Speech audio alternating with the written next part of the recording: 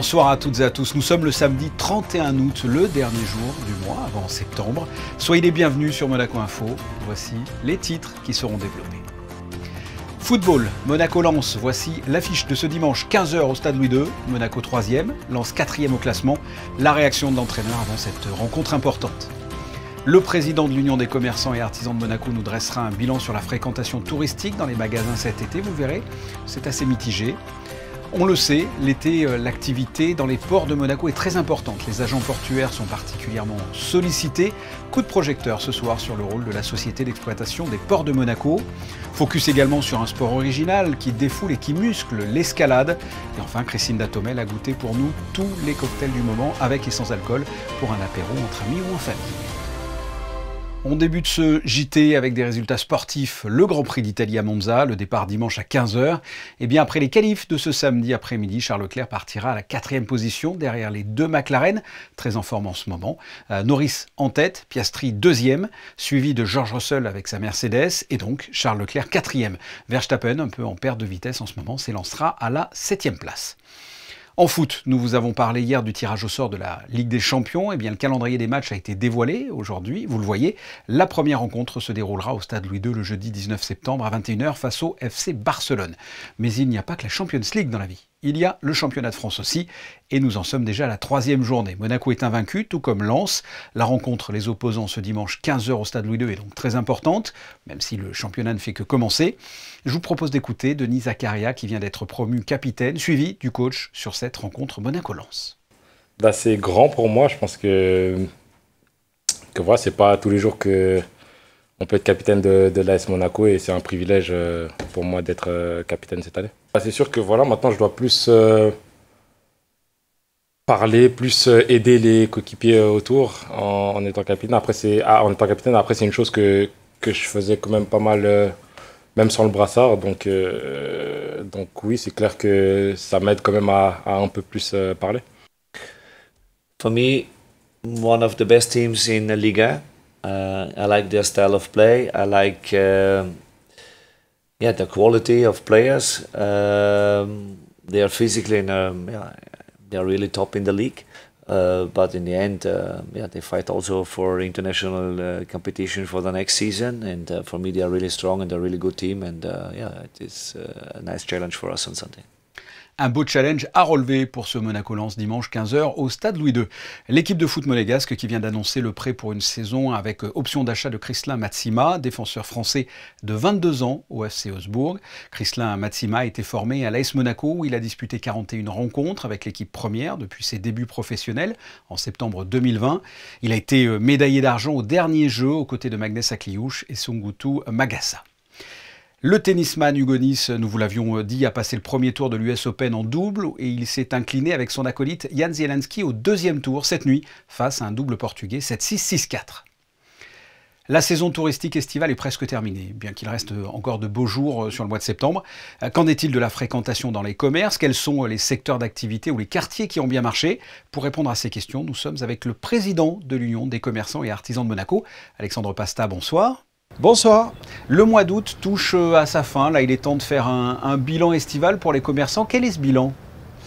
Alors écoutez, je vais être prudent dans mes paroles. Je crois qu'on a eu en principauté cette année beaucoup de monde.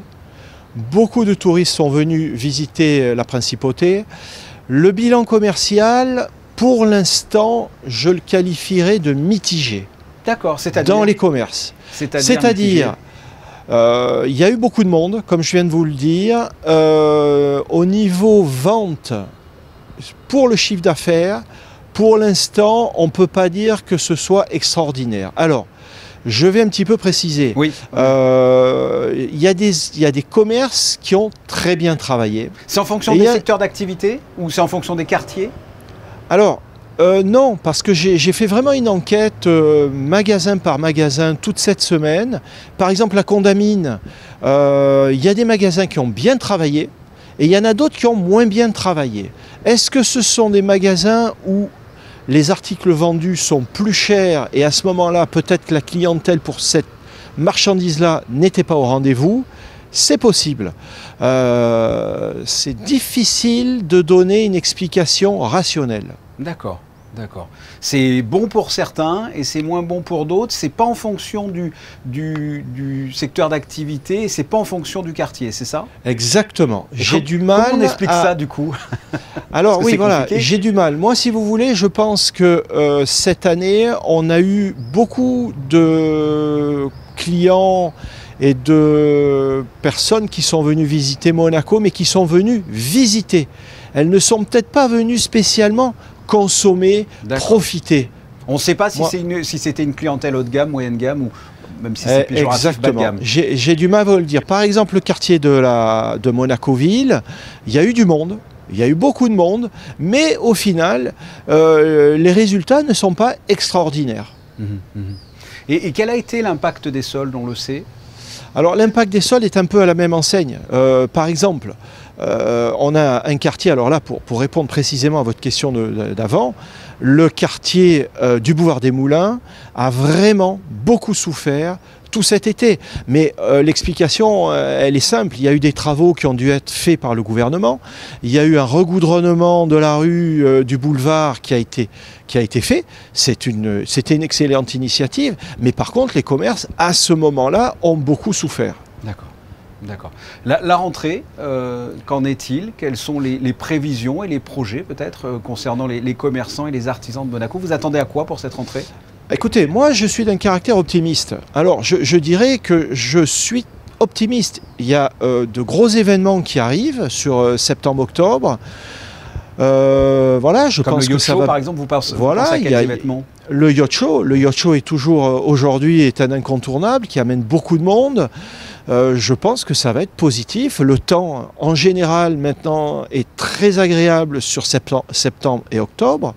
Écoutez, moi je suis optimiste. C'est une autre clientèle qui vient. Ce sont des gens qui sont souvent moins pressés, qui prennent le temps un petit peu plus justement de passer du temps, de passer d'un quartier à l'autre, de visiter un petit peu plus la principauté. Et à ce moment-là, ils sont amenés à dépenser peut-être un peu plus d'argent. Donc si on fait un résumé, un bilan estival mitigé, quels que soient les secteurs d'activité et les quartiers, mais vous restez optimiste pour cette rentrée. Alexandre Pasta, merci d'avoir répondu. Exactement, merci à vous, écoutez, à bientôt et à votre disposition. C'est gentil, merci beaucoup. La SEPM, la Société d'exploitation des ports de Monaco, veille au quotidien, 7 jours sur 7, toute l'année sur le trafic maritime dans les ports Hercule et Fontvieille. Et cela particulièrement l'été où les va-et-vient sont incessants, comme vous allez pouvoir le constater dans ce reportage. La SEPM a été créée en 2002 et a démarré son activité en 2006. C'est une société anonyme monégasque détenue à 100% par l'État. Elle a pour objectif de gérer les 2 ports de la principauté d'un point de vue technique et commercial.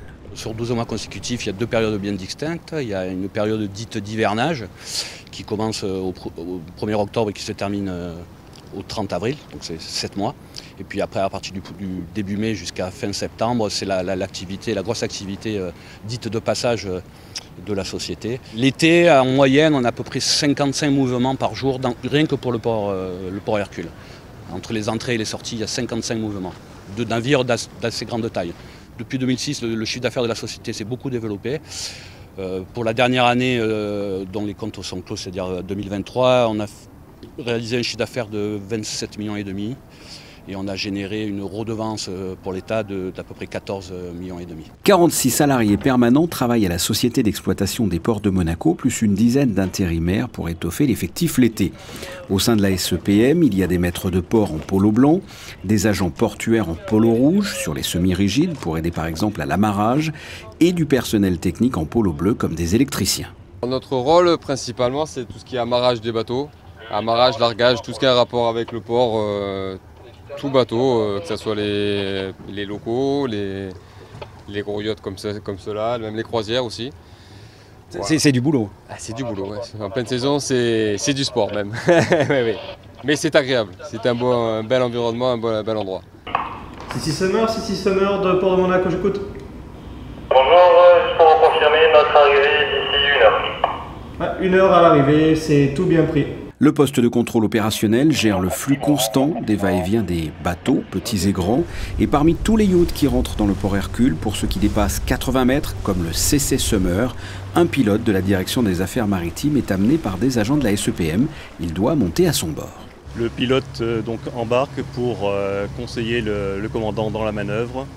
Le commandant reste responsable de son navire et le pilote connaît le port, et le mélange des deux fait qu'en principe la manœuvre se termine en bonnes conditions et non pas brutalement contre un quai ou contre un autre bateau. Après être escorté, le yacht pénètre dans le port Hercule. Pendant ce temps, les agents portuaires vérifient que l'on entre ou que l'on ne sorte pas au même moment. Des plongeurs sont sur place si besoin pour l'ancre ou les amarres. La manœuvre est délicate. Pour nous, c'est impressionnant, mais les agents sont rodés à ce type d'exercice. C'est leur quotidien. Ils font ça tout au long de l'année. C'est un sport qui attire de plus en plus d'adeptes, praticable en salle comme en extérieur. L'escalade séduit par son côté physique mais aussi ludique, une pratique que l'on a pu suivre dernièrement au JO. Anaël Marquez et Alexandra Marangoni sont allés au club alpin monégasque. Voyez le reportage. C'est à l'espace Saint-Antoine du stade Louis II que se trouve la salle d'escalade du club alpin monégasque. Et ce soir, les grimpeurs y sont nombreux pour s'exercer sur les blocs et sur les murs artificiels, une affluence de plus en plus importante remarquée par les équipes du club. Ça fait quelques années où on a vraiment un afflux vraiment conséquent de membres. On est environ 250 membres. Sachant qu'au club alpin, on se partage entre escalade et randonnée. Il y a plutôt moitié-moitié, donc à peu près la moitié de grimpeurs pour la moitié de randonneurs. Et par séance, on a environ 30 grimpeurs par soir. On a un peu tous les âges, hein, donc ça va de 16 ans pour les plus jeunes. Et on a des retraités, donc ça peut aller jusqu'à 65 ans. C'est absolument pour tout le monde, hommes, femmes, grands, petits. La seule différence, c'est les propres limites qu'on se fixe.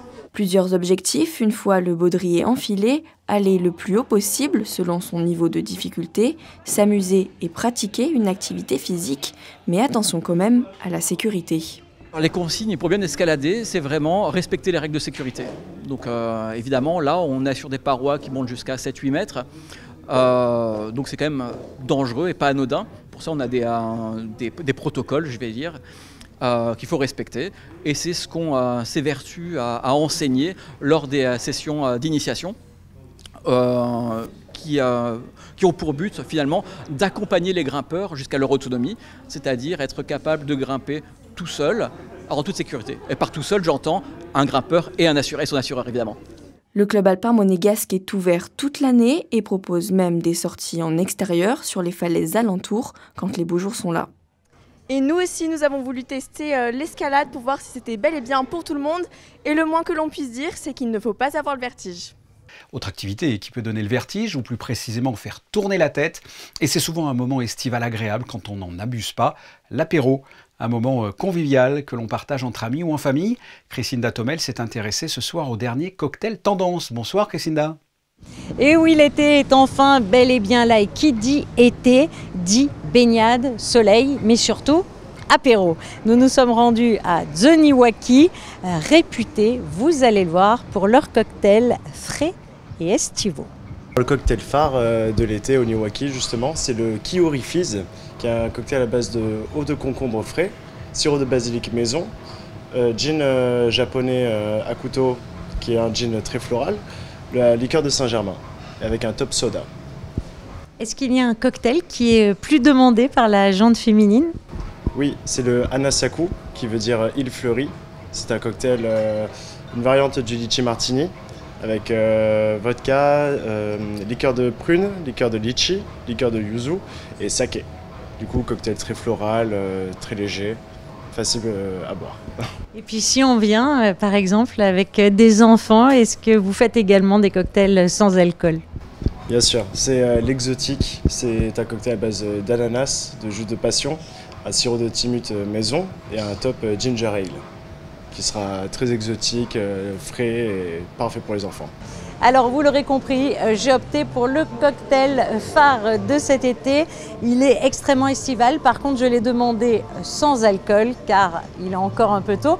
Et si vous prenez l'option avec alcool, eh bien sachez que vous pouvez boire, mais toujours bien sûr avec modération. Santé. Effectivement, à consommer avec modération, surtout avec ces températures élevées. Sachez que contrairement à ce que l'on peut imaginer, l'alcool a tendance à déshydrater. Un coup d'œil justement sur la météo avec Théo Schumer. Bonsoir, quel temps fera-t-il demain ? Bonsoir Fabien, bonsoir à tous. Ça y est, le mois d'août est bel et bien terminé, mais on ne dit pas au revoir à l'été pour autant. Les conditions météo s'annoncent assez instables pour ce début septembre, mais les températures vont rester très chaudes. Demain, 1er septembre, vous commencerez la journée avec des éclaircies, accompagnées de quelques nuages ici et là. En revanche, l'après-midi, vous profiterez d'un grand soleil. C'est la suite qui reste encore un peu incertaine. Pour ce qui est des températures, comme je vous le disais, c'est toujours l'été. Vous aurez déjà 25 degrés en matinée et jusqu'à 32 l'après-midi. Sachez que le département des Alpes-Maritimes sera toujours en vigilance jaune canicule pour ce dimanche. Mais si vous comptez profiter de la plage, la Méditerranée affichera encore 28 degrés. Demain, vous penserez à souhaiter une excellente fête à tous les Gilles. Il y a un peu plus de 20 ans, fin août 2002 plus exactement, la nouvelle digue de Monaco arrivait d'Espagne après un périple de 12 jours par la mer. Cette digue de 352 mètres de long, 28 de large et 19 de haut est depuis parfaitement intégrée. La nouvelle digue permet à la fois d'assagir le plan d'eau et d'accueillir des paquebots de croisière. Eh bien, ce sont les photos de fin de journal, à l'époque prises par Charlie Gallo. On se retrouve pour une nouvelle édition, dimanche à 18h30. Je vous souhaite de passer une excellente soirée.